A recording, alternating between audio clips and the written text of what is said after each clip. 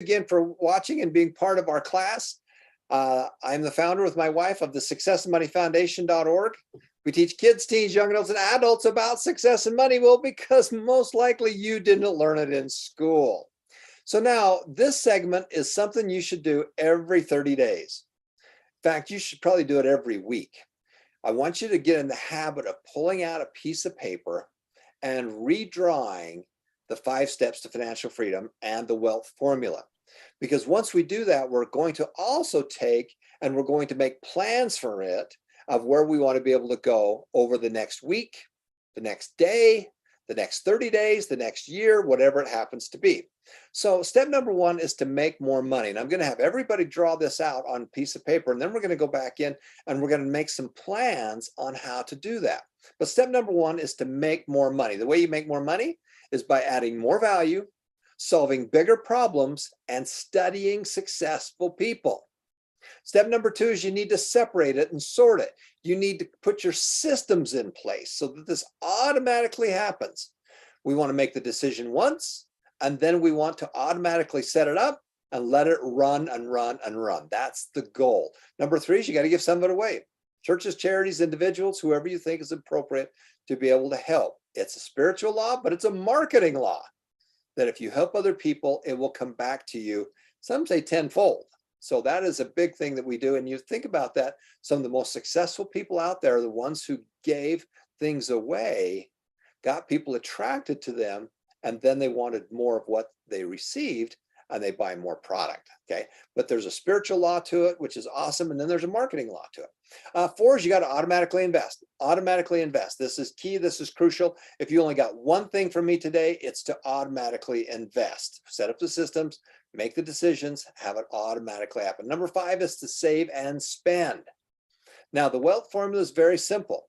We do this on a weekly, monthly basis. Every time we make money, we want to put that into our long-term investments. Now, you're all going to start small businesses as well. And many of you are tempted to take your money and dump it right back into your business. And there's nothing wrong with that. From a foundation point of view, we're looking at step 3 and step 4, phase 2, phase 3 for you, phase 4 for you. We're looking down the road. And the one thing that every adult tells us that they wish they would have done is to have started earlier. They want to start earlier. So we're going to have you get started. And so we want you to open up an investment account, and we're going to invest in long-term investments. We do not trade. We're not stock traders. We're long-term investors. We're big followers of Warren Buffett and what he teaches, and we follow what they do. That's one of our pieces. That's one of the things that funded the foundation was Berkshire Hathaway stock, and we're going to talk about that in another segment. You do that over time. This is not a get rich quick. This is putting down your roots and building a strong foundation. This is planting money trees. It takes years for your money trees to grow, but once they do, they produce fruit. And that's our goal, is to be able to do that. And you got to invest in things that go up in value. You got to invest in things that make money. That's the goal. And so that's why we love Berkshire Hathaway so much, and Warren Buffett, the S&P 500, the 500 biggest companies in America. That's kind of the key. Now, number 4 on the side is you got to make more money. You need to literally make more money. And we do that with the side hustle. Now, for some of you, your side hustle is where you make your money. And that money from here, it goes up and you flip that right into step number 1. Okay, so right here from the side hustle to step 1. But many of you have a side hustle, and you should take all that money and put it into your wealth formula. That's what I've been doing for the last 25, 30 years. As we've made money with small businesses, as we've made money with network marketing, as we've made money with all kinds of real estate. We didn't take that money and live off of it. We took that money and put it into our long-term wealth formula. The biggest reason is because I have 2 special needs children that are 30 years younger than I am. When I was 34 years of age, I had a heart attack. And as they were wheeling me into the operating room to try and get that artery open, I looked over my shoulder and saw my wife, and I wondered if I was coming back. 1/3 of the people who have a heart attack, the first notification that they have any problem is death. Okay, so that's a terrible way to get notified that you have heart issues or clogged arteries or something else. And I was lucky. I was lucky. And so one of the things that I've been doing is taking that extra money, starting these businesses, and putting it away for my special needs children. Now, we did that. We've been doing that for many, many years. And as a result, we have created more than we need. I've got more than I need for the kids. And so we took some of that real estate, we took some of that Berkshire Hathaway, and we put it into the foundation. And that's what's founded and funded the foundation. Now, when we talk about all these things, I want you to be thinking about over the next 30 days. I want you to come over here to the side of where it says make money. And right here next to that, I want you to start writing down all the ways that you can make more money. We're going to do that. This is an interactive program. So I'm going to have you do that right now. How are you going to make more money over the next 30 days? You're going to solve bigger problems, you're going to add more value, and you're going to study successful people. We're going to take just a couple minutes and you're going to fill it out right now. Ready? Go.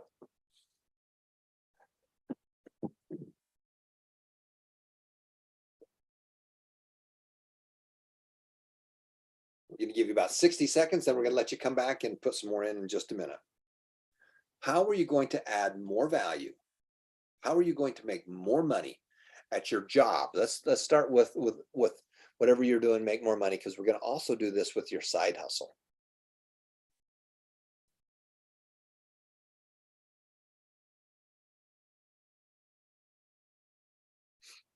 We should be seeing lots of pencils and writing. This is very interactive. Get out that paper, fill out this just like this, and then right to the side, I want you to write down right over here how you're going to make more money.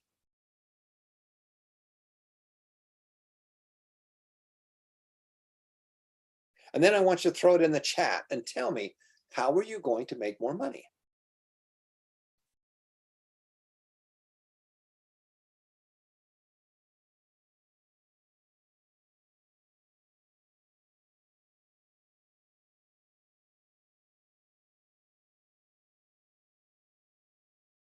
Throw it in the chat if you would.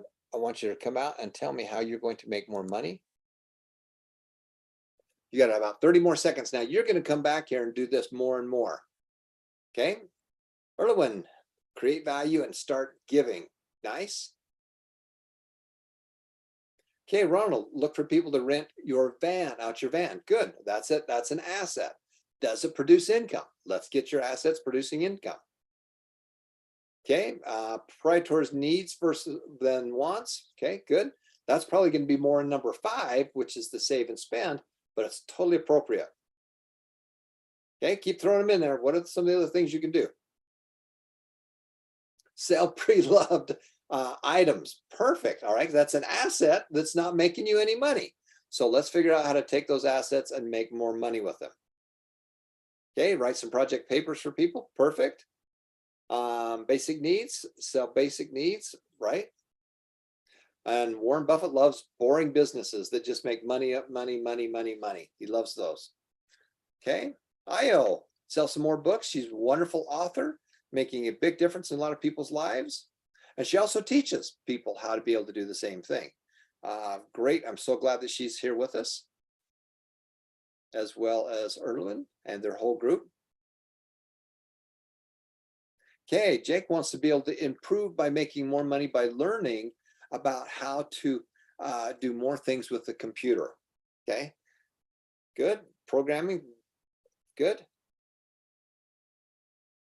Okay, Philip wants to draw more portraits, and so that's a way that he makes money. Good. Now, one of the things we need to do is we need to start creating businesses that make money without you. But the step 1 is to figure out how to do that first piece. Sell some products, online opportunities. Okay, pitch your social media services to 100 prospects.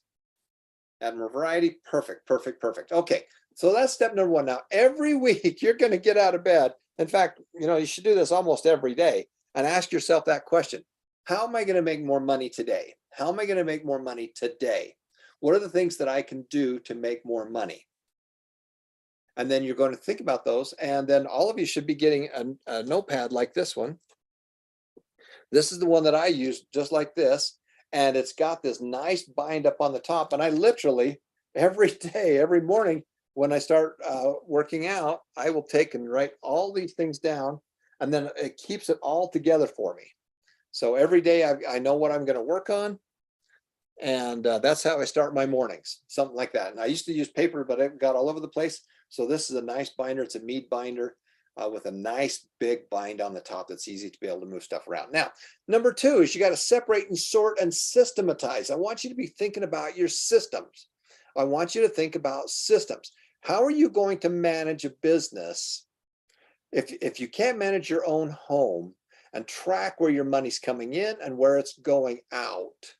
How are you going to do that with real estate? How are you going to do that with investments? How are you going to do that with your businesses? You have to have those systems in place to be able to know. Some of the richest people in the world, when they were younger, would manage, and they would keep track of all their money. Now, why do you keep track of your money? The biggest reason is because you become aware of where your money's coming from and where it's going. Now, we have some wonderful classes about how to manage your money on one piece of paper. That is in the course section. It's also a download, and it's a system that you can literally go in, put the information in, and we'll build a system for you. And I'm going to show you that in step number 5 on the save and spend. But you need to be thinking about your systems. How do you make this automated, automated, automated? McDonald's are all over the world, but the McDonald's brothers built a system, but they did not know how to be able to take it out to the world. It was Ray Kroc that did that. Okay. But the McDonald brothers lost out big. They both made $1 million when they sold everything to Ray Kroc and McDonald's, and Ray Kroc became a billionaire, and he and his wife gave all that money away.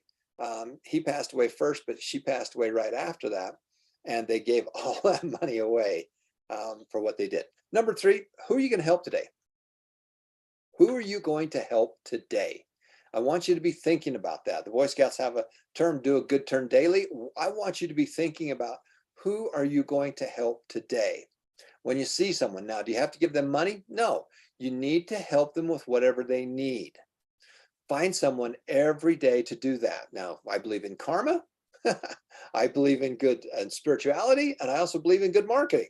And so you're going to learn these systems, but you need to be able to give. When you give, you give, you give, you're the one that gets the best out of it, and you're helping someone. Number 4 is to automatically invest. Automatically invest. We want you to be able to put money away in a separate account. So I want you to be thinking about, what are you going to invest in?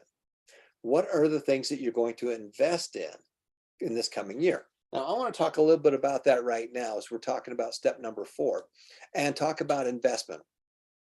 Now, right now, you notice that the stock market and a lot of the financial market has gone down in value. Now, remember, you still own the same number of shares, just that those values have come down. Now, it all comes down to supply and demand. Supply and demand. So if I have 3 markers right here, if I have 3 markers and I have 10 people that want to buy these markers, there's 10 of you. There's 10 of you that want to buy these markers. What happens to the price? The price goes up.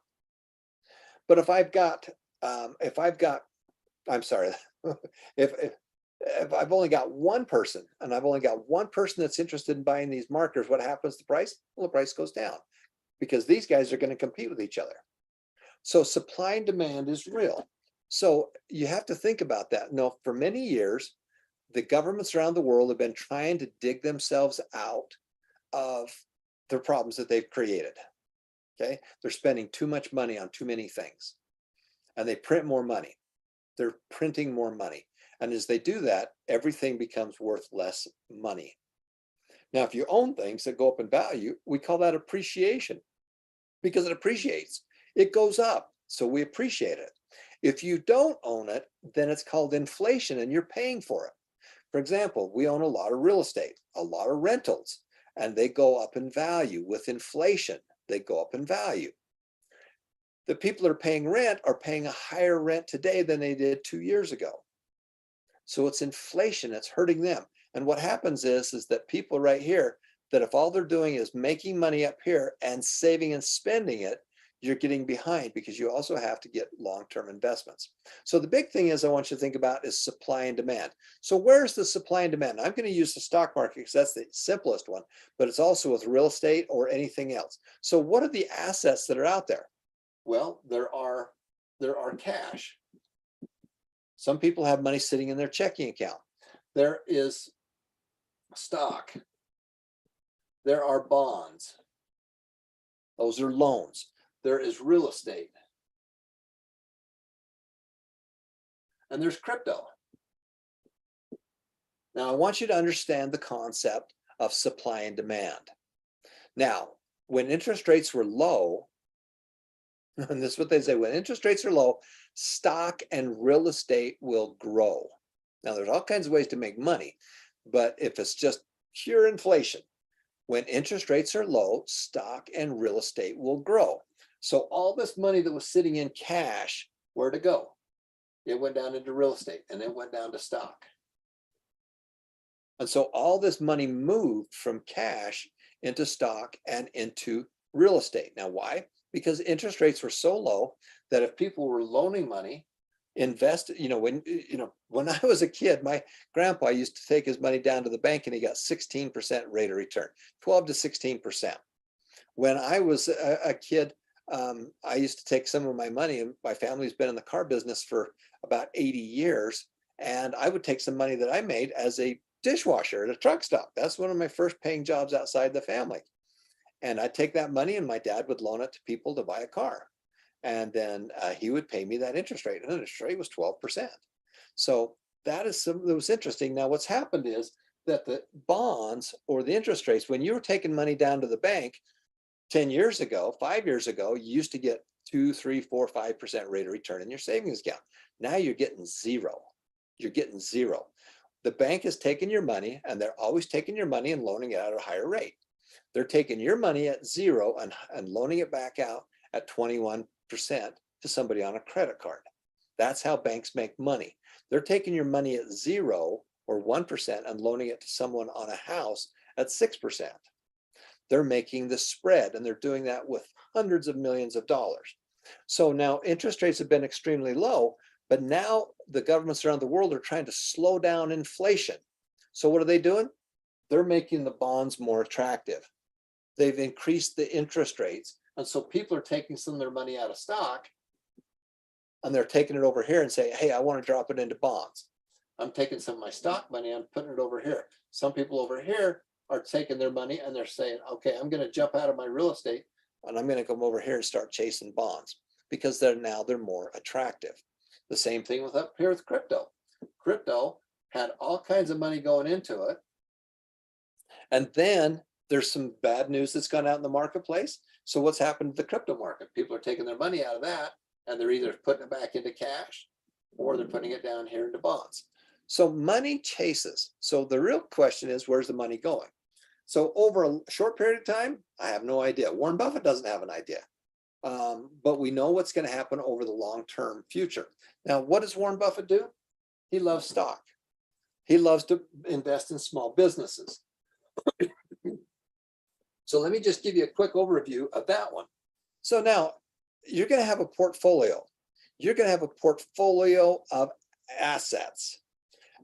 The wealth formula is the key here. Now, as you put money down here, you're probably saying, what am I going to do with it? Well, there's only 4 or 5 different things you can do with it. Number one is you can put it into cash. Hey, I'm just going to put it into my savings account, my checking account. I'm not going to get anything out of it. It's just sitting in the brokerage account at very low, 0 to no %. Number two, I can loan it out. We call that a bond. So when you're loaning money to the bank in your savings account, if they're giving you any kind of rate of return, that's a bond. It's a bond between organizations. If you're putting that into a 6-month or a year certificate of deposit or something else, they're going to get a little bit higher rate. But if you take it out too soon, they're going to whack you. Now they're going to take your money and they're going to go loan it out to somebody else. But that is a loan or a bond. You can loan money on to businesses. You can loan money to the government. You can loan money to schools. You can do all those on loans. Now loans are it's the difference between the merry-go-round and the roller coaster. The merry-go-round just goes around and around, but the interest rate, you know what it is. It's going to be whatever it is, and it's just going to be solid, and it's just going to go very solid. It's going to draw a straight line like this because there's no fluctuality to it. You're going to get a 3% rate of return. If you put $100 in there, at the end of the year, they're going to pay you $3. Then you take that, and then now that you start with $103, And then you're going to get another 3% rate of return, compound interest, and you're going to do that year over year. It's solid. It's not going up or down. It's the merry-go-round. But you know where it's going to be? It's very, very solid. The stock market goes up and down. Why? Why? Because of supply and demand.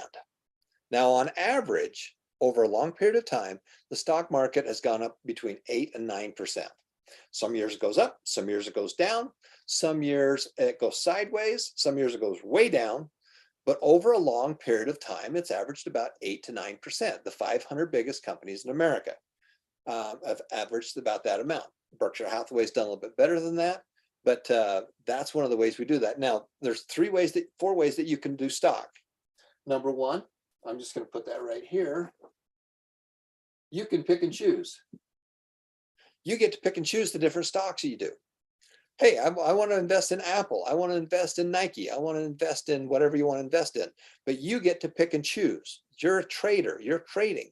And that's okay if you want to be able to do some of that, but only use a small portion of your money until you're smarter than Warren Buffett and the 500 biggest companies. Number 2 is you can hire somebody to do a mutual fund. Okay, you can get a mutual fund. Number 3 is that you can do an index.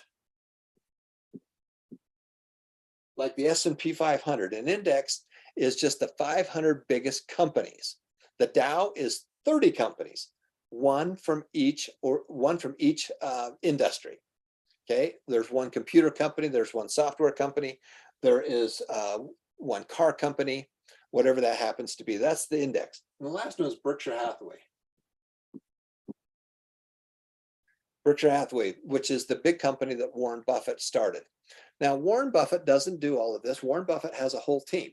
Walt Disney did not build Disneyland. Walt Disney and his brother Roy built a company that built Disneyland. Steve Jobs did not build the iPhone. Steve Jobs built a company that built the iPhone. Okay, Warren Buffett is not the one that does all the investments. Warren Buffett built a company that does all the investments. And the Berkshire Hathaway is a big insurance company. And they've been investing for 50, 60 years. And they get to pick and choose the big companies. And usually when they pick and choose, it's because people are in trouble and they need their help. And so they're buying, they say, we want to buy businesses at a fair price. They want to buy businesses at an extremely low price, is what they do. And they have the cash, they sit on the sideline. They're hoping for crisis. They're hoping for when there's problems. Okay, there's a quote that says, never waste a good crisis. Never waste a good crisis. I'll be able to take advantage of that. Now, with the money you've got, right down here in the wealth formula, I don't think you should do that. I don't think you should be picking and choosing. Now, if you want to take 10% of your money, if you want to take 10% of your money that's down in your investment account and pick and choose, then go ahead and do that. Where people get it wrong is they take all their asset and they put it all on 1 or 2 stocks because a friend told them this stock was going to go and do very well. And then it loses money and then they get out of the market. Remember the roller coaster? The roller coaster is going to go up and down. If you're betting all your money on one stock and it goes up or it goes down, that ride's not very thrilling because you're invested all of it in one organization. And the vast majority of people lose money. The vast majority of people lose money. So we don't pick and choose. Now, if you're smarter than Warren Buffett, and a couple of years ago, I was smarter than Warren Buffett. I was doing better. I was picking and choosing, and I was having a good time. And I bought tens of millions of dollars worth of different stocks, and I was trading, and I had a fun time trading. That's part of my makeup as a business guy, and we were just kicking it. And then there's a couple of things that went sideways, and it all just tanked. Now, the good news is that was only a portion of our net worth. It was only a portion of our net worth. It was a small percentage of that, but every one of these has risk to it. So the second piece to that is what we call a mutual fund. And a mutual fund is where you hire someone to manage it for you, and they pick and choose. So right here, there's hundreds and hundreds and hundreds of stocks. There are more mutual funds than there are stocks. And so it's the same here. The only difference is that you're paying someone a fee and they pick and choose which stocks to be able to go in and out of. Now, the negative thing to that is that they're going to charge you. They're going to charge you a couple percent, probably between 1% and 2% money under management. That's a fee that they're going to charge you. Now, if you only made 6% and they take 2% of that, they just took 33% of your profit. Now, if they're smarter and they made you a lot more money, then it's probably worth it. But on average, they do not beat just a pure index. A pure index is like the S&P 500, the 500 biggest companies in America.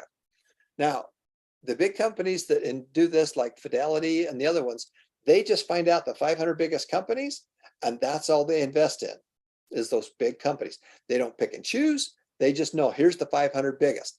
And so that's the nice part about that is that the cost is a fraction of what it is up here.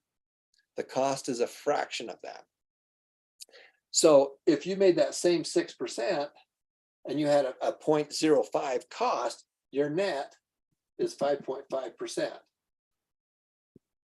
Okay, so that's why over time, a mutual fund does not do as well as just a pure index. Okay, because the fees are less. Now, the last one I really like is Berkshire Hathaway. And Berkshire Hathaway is a stock, just like you can buy a stock like McDonald's or Nike or Apple or something else. But the nice thing about it is that it owns all kinds of companies. In many ways, it looks very similar to the S&P 500. The difference is that some of those are more weighted. For example, they own a lot more of Apple. That's probably one of their biggest holdings is in Apple. Why do you like Apple? Because he said those little phones are pretty sticky. People are got those phones right up to their head. They're using those. And Apple makes money off of you every time they come out with a new computer or a new phone, and they are premium priced. I was looking at computers. There, many of these computers, the newest ones for Apple, are 4 to 5 times as much as a other kind of a computer, a PC. So over time, over a long period of time, Berkshire Hathaway and the S&P 500 kind of change places on which does the best. Now, over a long period of time, Berkshire Hathaway has outperformed the 500 biggest companies, both of which outperform over time. Maybe not over a year, not over 2 years or 3 years, but over 10 years, over 15 years. This company right here, the 500 company, the stocks have done better than the pick and choose of the mutual funds. And they always beat the pick and choose. Now, there's a handful of people that are great, that pick and choose, that trade. We don't trade. If you trade, you're going to get crushed. So that is the part of the wealth formula that you're going to be doing. So as you're looking at the new year, many of you are looking at it saying, hey, my value in my stock has gone down. Well, that's true, it has, but you still have the same number of shares. What's happened? Money's moved out of the stock market. It's moved out of the stock market back to cash. It's moved out of stock into bonds because bonds are stable. And where it was getting 1 or 2%, now you're getting 4 or 5%. In some cases, a couple of years ago, it was even worse than that. It was a negative. You could get 0 for it. And so that's where things happen. Now, asset allocation is very simple. If you have 100 of something, you're going to divide it up between these areas. And I'm going to put real estate up here too. I'm going to put crypto up here too. So these are different asset classes. And what we call asset allocation, you're going to look at that and say, okay, of my 100 that I have down here in the wealth formula, how much of that am I going to put in these different areas? And you're going to have some of it in cash, maybe 5% or 10%. Let's just, for easy math, let's put 10% there. Let's put 20% there. And then real estate, if you're just investing with a group, would be there. If it's a small stuff that you're doing on your own, it would be right here. Crypto, you can decide on that. And then you're going to take this area right here and you're going to say, well, I'm going to put 40% or 30% here. And I'm going to take my other 30% here. That's 60, 80, there's 90. And then I'm going to take 10% of it and I'm just going to put it down here and I'm going to pick and choose. And I get to do that. And that's going to be kind of fun for you. And so that's what we call asset allocation. Now on your page, what you've got is that you've got, you can need to take that off, remove that for a second.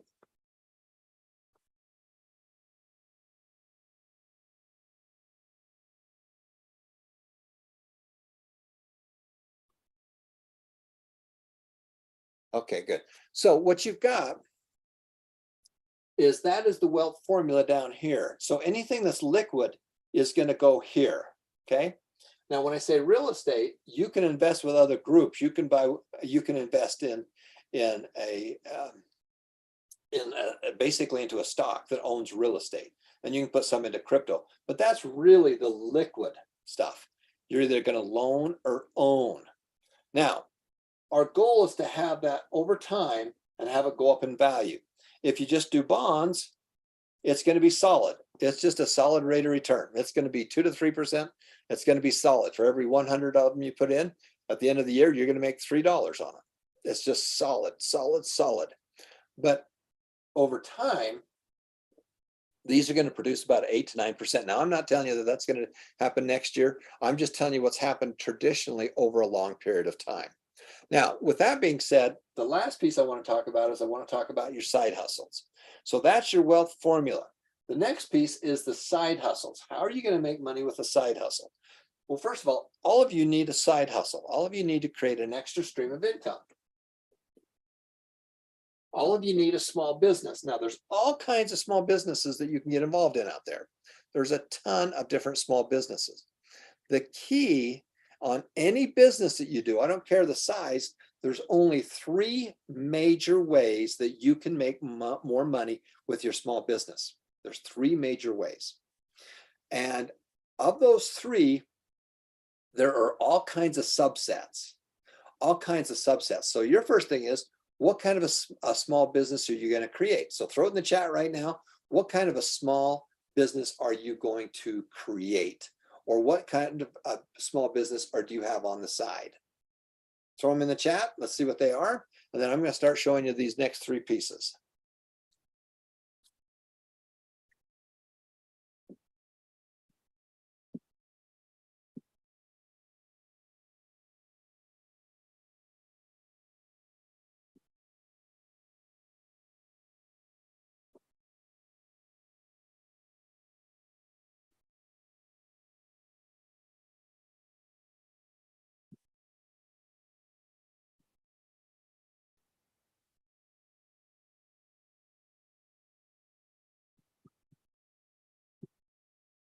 Okay, good, good, good. We got all kinds of stuff coming in here.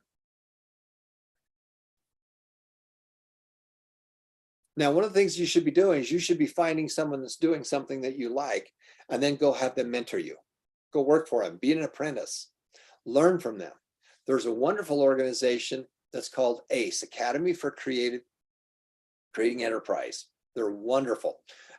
When you go through the Earn While You Learn course, there are 25 ways to make more money is one of those courses that I highly, highly, highly, highly recommend that you go through, because we've taken all 25 of those small videos and then we've added all kinds of stuff beforehand and afterwards.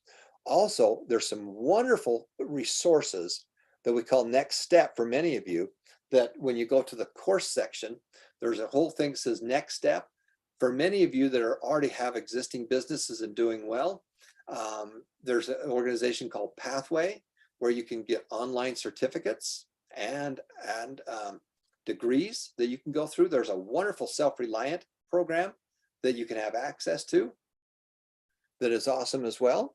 Okay, so why don't you go ahead and take Andrew out, and then, okay, and there's only 3 things that you can do. Only 3 things that you can do. 1, you can get more customers.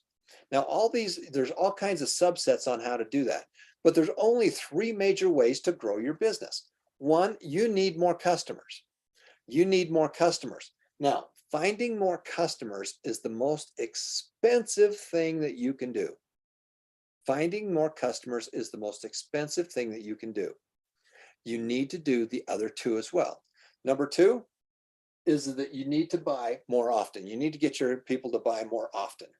That's crucial. Okay, have them buy more often. And number three is to buy more each time. There's those three things. One, more customers.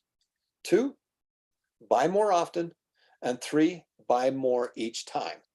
And all those are subsets of making more money. So the goal is to get customers, but really the next goal is to get them to buy more often. Whatever you're selling, can they buy it more than once a year or once a month or once a week? How do you provide and get them to be able to buy more often? And number two to that is to get them to buy more each time. How do you get them to buy more each time? That's crucial. That's key. Okay, now I want you to take just a second. I want you to get out your paper and I want you to write down for your side hustle, how can you get more customers? How can you get them to buy more often? And how can you have them buy more each time they're in there? We're going to take about 30 seconds, 60 seconds, and we'll be right back. And if you're watching for online, make sure that you go through this material. That'd be terrific.